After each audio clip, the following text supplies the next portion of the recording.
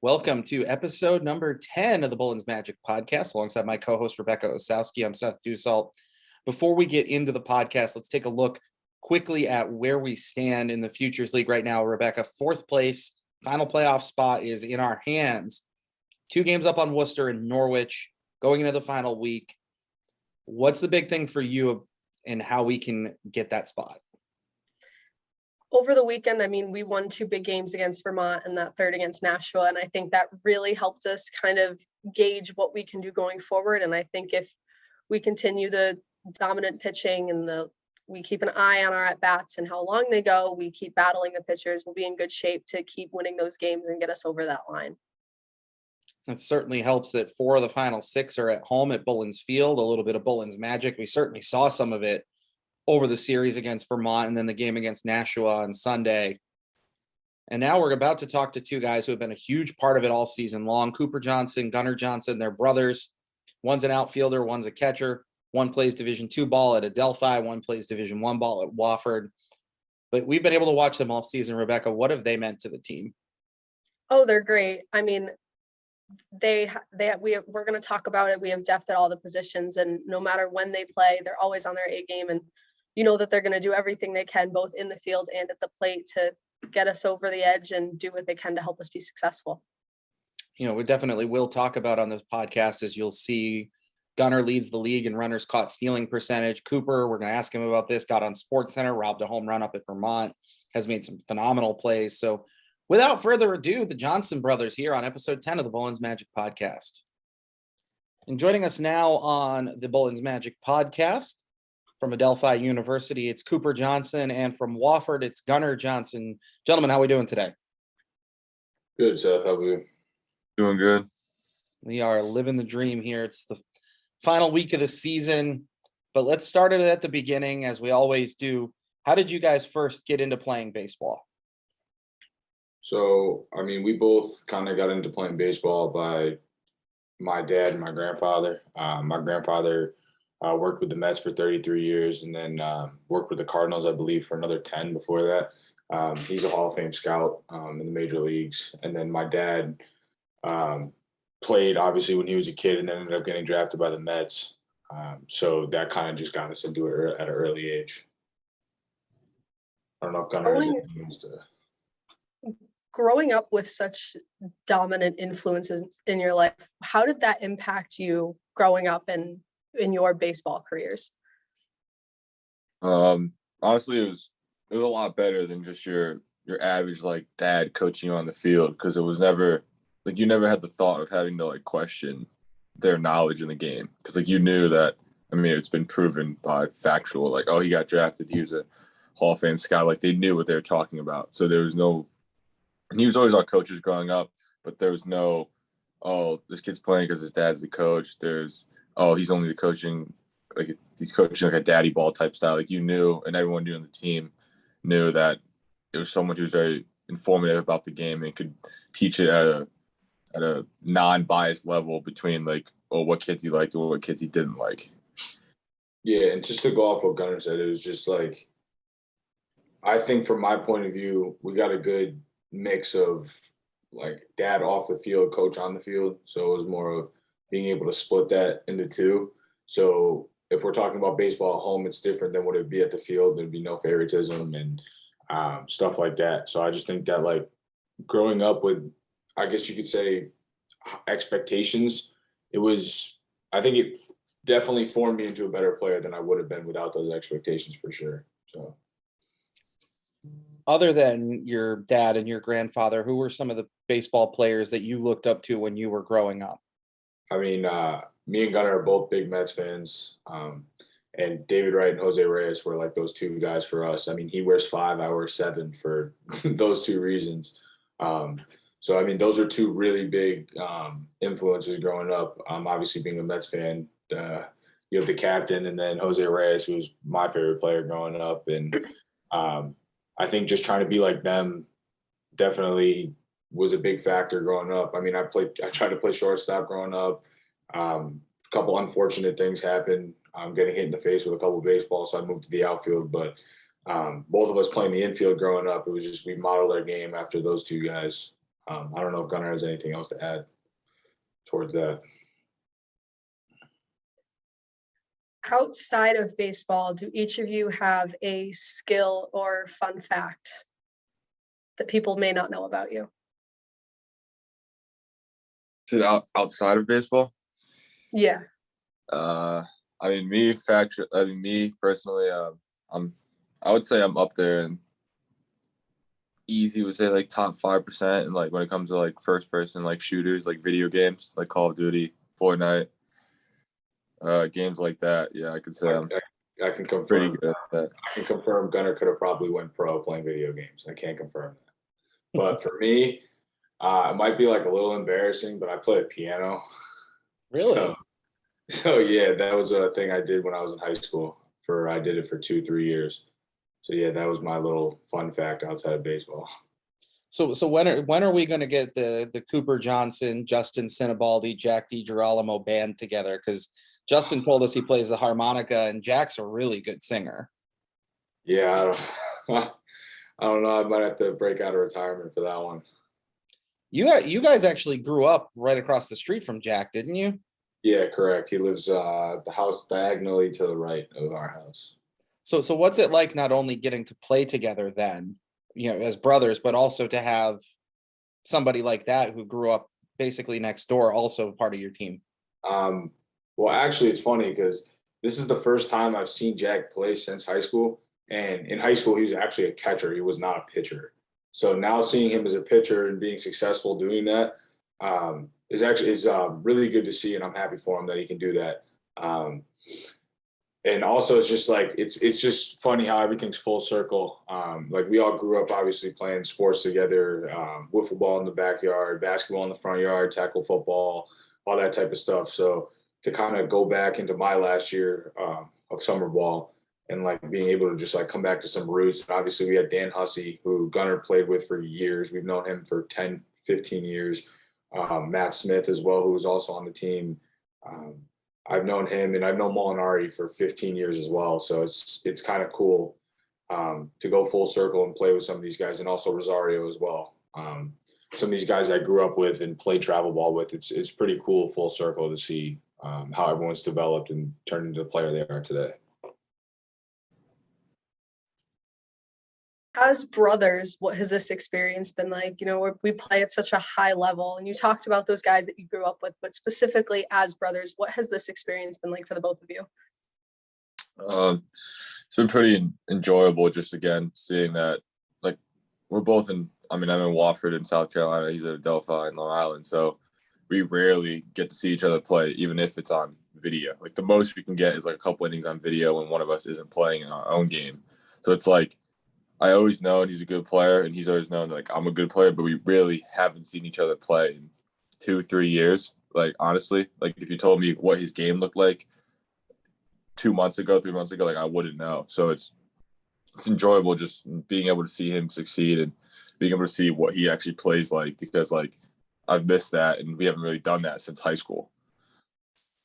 And yeah, just to kind of go off that, Gunnar's also in kind of like a unique position where he hasn't really had a full season the last 2 years, obviously losing his senior year of high school to COVID, and then last year tearing his meniscus, so he redshirted last year the entire year.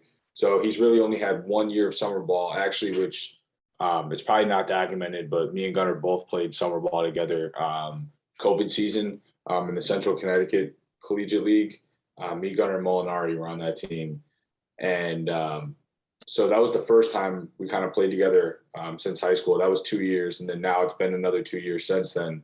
So I've only really seen what he can do in the cages or in the weight room and stuff like that. It hasn't really been in-game action. So it's been really good to see the development both defensively and offensively on his side of the ball. The defense for Westfield this year has been phenomenal. We lead the league in fielding percentage. We lead the league in runners caught stealing. And Gunnar, you've been a big part of that second part. You lead the league in runners caught stealing percentage. I think it's almost 27%. How big of a factor is that for a team that we catch so many runners on the base paths? And from your perspective as a catcher, what are you looking for when you're trying to put a runner out that's trying to swipe a base? Well, I feel that catching runners is a huge part of like what makes a pitcher successful. And I think we're probably doing 30-40% of the work. Like I'd say 50 to 60% of the work is the pitcher's actual ability to have a decent time to the plate. And I feel like it's talked about a lot. Like pitchers lose velo out of the stretch. They are more conscious about the runners once like they get on first if they're fast. So the less focused on the batter and the task at hand of throwing a strike. So I feel like being able to give them that cushion of like they know that they can focus on the batter, and if the runner goes, I'll have the ability to throw them out or a high chance to throw them out. It puts just a little more confidence in them to throw that, to keep that extra focus on the batter instead of worrying about the runner and being fast, and all of a sudden you're a little bit more wild and out of your comfort zone. And so I feel like if I can do my job and put good throws down to second, then it's going to allow my pitcher to maybe go that extra inning or that extra out because they're able to throw more strikes and be more focused on the batter instead of the runner. And Cooper, you've also shined in the outfield. You had that spectacular home run rob up in Vermont a few weeks ago. That play actually landed you on SportsCenter. So what was it like being able to see yourself on SportsCenter, and how important has your individual defense and the overall team defense been to our success? Well, I mean, honestly, it's kind of surreal that I ended up on there. Just like a little disclaimer, that's probably not even close to the best play I think I've ever made. So for that play to get on ESPN is actually kind of cool. Just being able to do it in obviously the first place team's home park, in front of their home fans, just going out there, making a play and just trying to help out my pitcher and team, try to get a win. But it's actually funny because I didn't really believe that it was on there. I had a couple kids in the team that were like texting me and telling me, "Oh, you're on ESPN," and I'm thinking they're joking because there's no way that like that would be on ESPN, and it ended up being on ESPN, which is kind of cool. But overall, defensively, I mean, with our team, it's just we have a lot of good, very very good defenders in key positions in the outfield.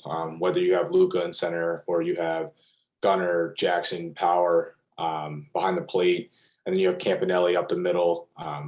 At shortstop, you're able to move Jones and Lincoln wherever you need them to move them. And then you got Burnett, who's obviously played a gigantic role at third base the past 2 weeks, and he's been playing almost perfect defense. But I just as a whole, the defense has been key. Obviously, as you saw in the last game against Nashua, I think we literally made every single play possible between jumping line drive catches, diving catches in the outfield from Jones and Luka, Burnett and Norson catching two line drives, Aceto making plays up the middle as a pitcher. So I think we obviously did everything we possibly could to stop any run, not allow any hits in that game. And obviously we just steamrolled them, which was a good feeling. So I just think overall, the defense just helps you turn an offense. I mean, we make good plays. Those are rally killers. Teams are not going to be as confident, even though they made a good swing on the ball. But I think that's one thing that I just always prided myself on, is just being an elite defender and trying to help the team on that side of the field, but also the other facets of the game between base running and hitting as well. You brought up a lot of the names that I was just about to ask about. We've got extraordinary team depth at basically every position behind the plate. Gunnar, obviously, you, Jackson Hornung, Jack Power, Cooper. You brought up Luca Giolongo, who's an FCBL All-Star. Brendan Jones, he's played literally, I think, every position except for center field at one point or another this season.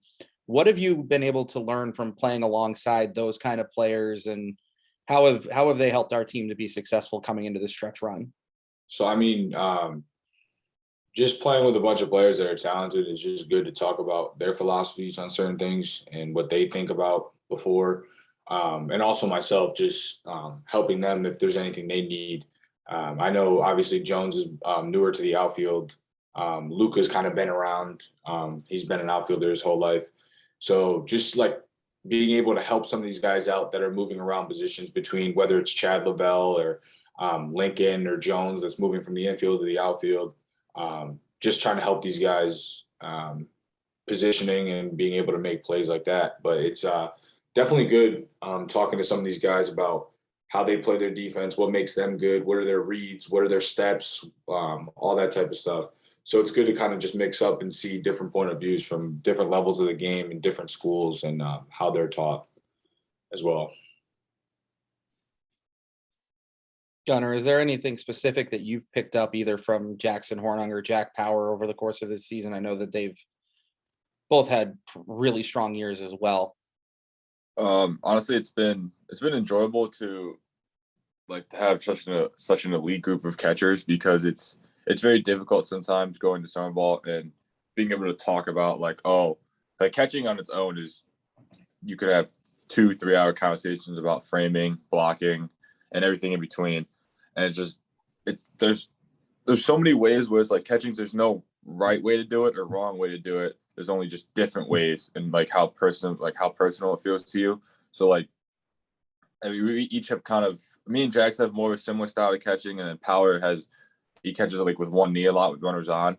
That's something I've been thinking about, because it helps you with framing and getting under pitches. But at the same time, you have to see the weigh-in, how much harder it is to block baseballs when you're starting on a knee, and how much harder is it to throw. So being able to see him do it and then talk about it, and then see Jackson's perspective on it and how he feels about it, it gives me two trustworthy opinions that I know that I can listen to, because it's two very high intelligence catchers that know exactly what they want to do with the baseball when it comes to them, and understand the position at a high level. So it's really nice to bounce off ideas and maybe add some of the things that they've done into my game.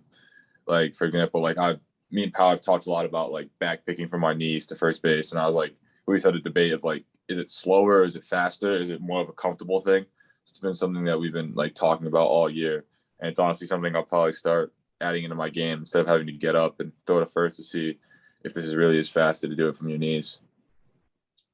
And just to kind of piggyback off what Gunnar is saying, also just having an outfield group where you got a lot of guys who are, I think we're all pretty similar. We're all speed guys, rather than guys that are bigger. And so, I mean, between you have me, Wentworth, Luca, Molinari, Lavelle, we're all pretty much similar players where we can all run and use our speed to our advantage in the outfield. So I think just as Gunnar was saying, that definitely helps all of us get different perspectives on what they like to do, their certain positioning and stuff like that. So I think that definitely helps out a lot. And Cooper, you talked about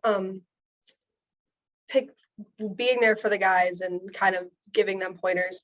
We've seen it all year that you're super involved, super vocal. You are one of the older guys on the team. What has it meant to you to take on such a leadership role with the guys on this program? Well, my biggest thing is just being able to help certain guys in situations that they need it. As I'm one of the older guys in the team, I've also kind of adapted into that role at my school as well, helping out the younger guys, incoming freshmen and other guys like that, regardless of the position. There's some pitchers that I might talk to about certain things that I might see, or other position players that I might see certain things defensively or positioning of certain things, and just being able to have those conversations to help guys out when needed. I mean, that's kind of what summer ball is for. We're all here to help each other get better, and not only just win, but obviously get better as players and people. So it's just important to me to just be there to help these guys out, especially as I've been dealing with my shoulder injury for the past couple of weeks here towards the end of the season. It's just, I'm just out here trying to do whatever I can to help these guys out, as I can't be on the field as much as I'd like to. So that's definitely very important to me. Coming into the final stretch here of the regular season, 1 week left, 6 games left. We're 2 games up on Worcester and Norwich, that final playoff spot. What's it going to take for us to be successful, get into the playoffs with this last week of the season to be played? I mean, just for us, it's just play our game. I mean, you've seen it at the beginning of the year. You can see it the past few games we played. I mean, when we play loose, we play the game how we're supposed to play, have fun, not tense up. I mean, we play the game well. You see the series we just had against Vermont, this past 3-game series. I mean, we beat them pretty well, and then obviously lost game 1 on a 10th inning walk off. But I mean, if we play the game the way we're supposed to, and I think Nashua is the perfect example. I mean, that's the number 2 team in the league. You played probably an absolutely perfect game, and we honestly, it's not even like we meant to do that. We're just having fun. We're out there playing baseball, not thinking of stuff like that. And guys are just hitting in scoring situations, making diving plays, making every single routine play. And I think that is just going to help us down the stretch. And I think these past 3 games have given us the confidence to go out there and try to win all 6 of them this week. And I believe you said 5 is the clinch. So, I mean, 5 is the magic number. So, I mean, that's the number we got to get to, take it a day at a time, game at a time, and just got to keep rolling. Yeah, I think we just got to stay simple. We did the past couple of days, we've been a good job of being able to produce runs without the long ball. And I think that's a big part of why we're so good as a team. It's like we don't need to hit a home run to score 8-9 runs in a game. Like we just walk, have good eyes at the plate, hit singles, hit doubles in the gap, and just let the speed in our team take care of it. I think besides, I mean, not to put him on the spot, but besides like Norriston, I think everyone else in the team runs pretty well, and we keep it at a nice pace around the bases where everyone, like I said, like the way we steal bases, like everyone is very capable of stealing a base when needed. And I think that's a huge part of our game because it makes the pitcher worry about us on the bases more than just worrying about the batter at the plate. So now they're trying to battle two people at the same time, while it'd be a lot easier just to focus on the batter. So now the batter already has an advantage on the pitcher when teams come to play us because the pitcher's trying to focus on the runner while pitching to the batter. I just think on the pitching side of it, our staff does a really good job of making pitches early and throwing a lot of strikes. Like we don't have a lot of velo on the squad, so there's not going to be a lot of blown by strikeouts, like stuff getting by guys. But we do a really good job of keeping stuff low in the zone and making guys just hit ground balls and fly balls that are easy outs for our defense to make. Luca Giolongo, 2nd in the league in stolen bases, and we have 2 of the top 5 in the league as well. Noah Campanelli in 5th with 18 swipes. So that's certainly a big factor. 140 stolen bases in under 60 games.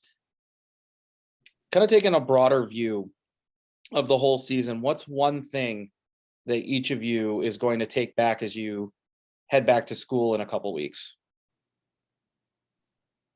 Well, I think for me, I think it's just staying the course. My biggest thing was obviously I started off the season very, very hot. And I kind of cooled off and went through a really rough stretch in the middle of the year. And I've picked it up as of late. And I just think like my biggest thing is just stay the course, keep grinding, stay confident. And I think that's what's helped me get out of that little rut that I was in. Just stay confident. Just know that none of these pitchers are going to beat you. Believe you're going to get a hit every time. Have an approach at the plate. And I think that's really just going to help me going into the season next year and try to make a championship run at Adelphi for sure. And for me, I think it's just the ability to work with those ebbs and flows and to be able to stay locked in even in the worst moments you feel like. Because like when you're in mid-July on a doubleheader and when it's 94 degrees outside, it's like there's a lot of people who don't want to be out there. And it's like you want to be that one guy, the few guys that stays just as focused if it's a Friday night conference game at school. And I think that's a huge thing that guys have to get accustomed to in summer ball. It's like you have to take it just as seriously, if not more serious, because that will put you in the next level over somebody else who is dragging through the summer just trying to get it over with. I just think it's that adjustment between it's like, oh, I really don't want to be here today to, oh, I want to play every day is something that I took to like very personally this summer because it was one of the first times I had like a full season type feel. So to me, it felt like the season was a lot longer than it actually was just because I've only played in so few games in college. So being able to like adjust to wanting to play and wanting to be out there for 60 plus games is something nice that the league provided for me. Well, that will do it for our 10th episode of the Bullens Magic podcast. Cooper, Gunner, really appreciate you guys coming on. Looking forward to this last week of the regular season, and hopefully we've got another week after this. Yeah, for sure. I appreciate it, Seth. I mean, we're definitely going to go out there, do the best we can, try to go out there, make those playoffs, and make a big run to that championship. I think we got all the pieces to do it. Talent up and down the roster between the pitching staff, the hitters, defensively, base running, all that. So I think think we're definitely going to make a big run towards the end of the season for sure. I appreciate you for having us on. Appreciate it. Use some of that Bullens magic. That is the game plan. Cooper Johnson, Gunnar Johnson here on the Bullens Magic podcast. We'll have another episode next week, hopefully here.